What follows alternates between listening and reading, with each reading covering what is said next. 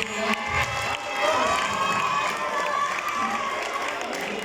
أحمد هو الفريق اللي فاز يا شباب، تفضل زي سامي التكريم.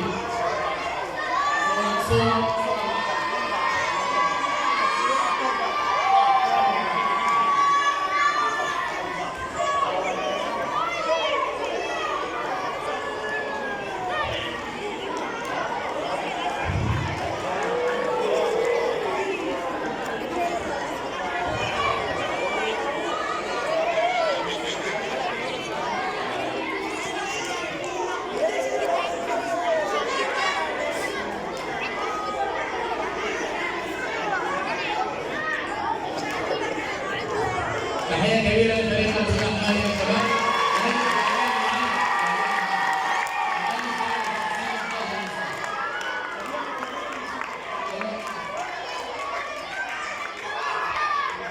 تحية